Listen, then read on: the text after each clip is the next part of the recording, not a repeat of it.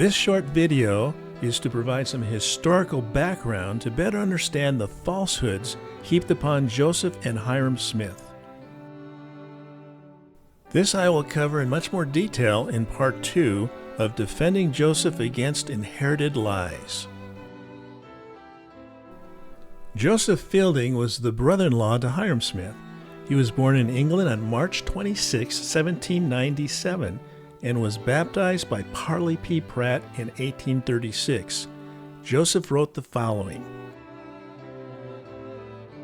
On Monday morning, Joseph, his brother Hyrum, Willard Richards, John Taylor, the only two of the 12 at home with several others, started for Carthage, of course with solemn feelings, and it appears that Joseph in particular anticipated the fatal result in part, but said he wished at any rate that Hyrum might be saved to stand in his place.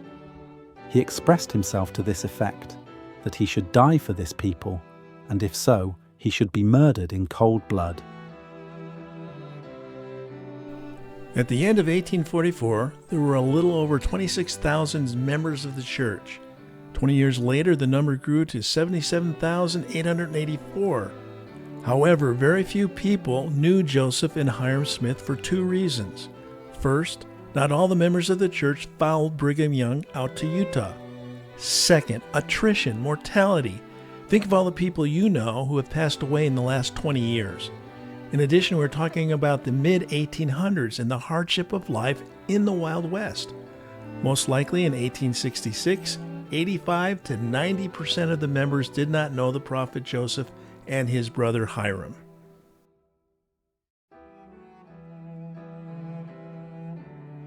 At the time of Joseph Smith's death, construction of the Nauvoo Temple was only half complete.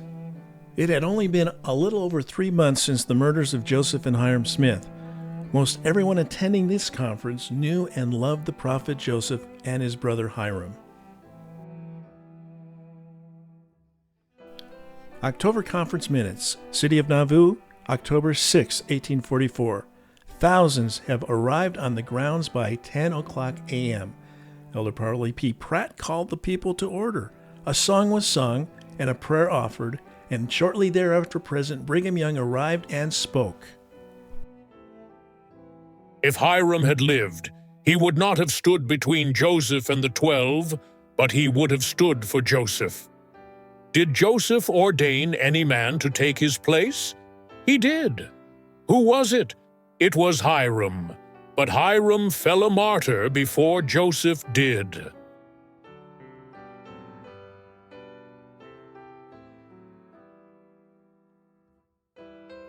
Did Joseph ordain any man to take his place? He did. Who was it? It was Hyrum. But Hyrum fell a martyr before Joseph did.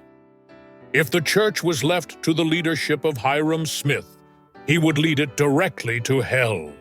He never appointed his brother Hyrum to be his successor.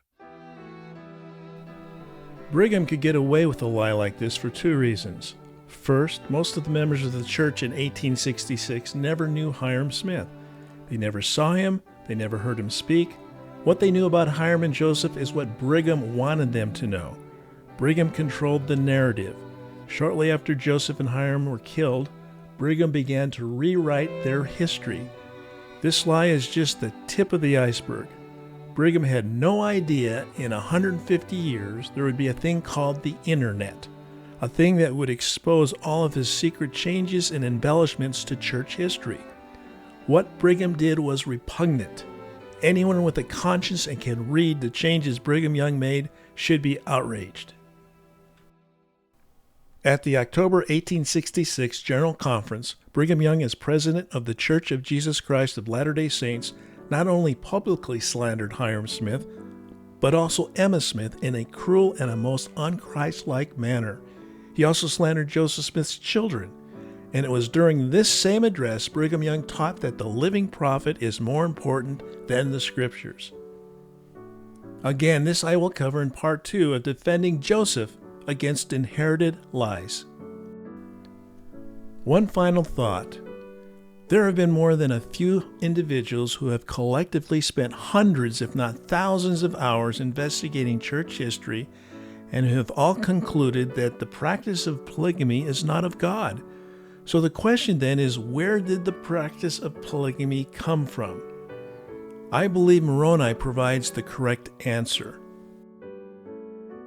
Wherefore all things which are good cometh of God, and that which is evil cometh of the devil.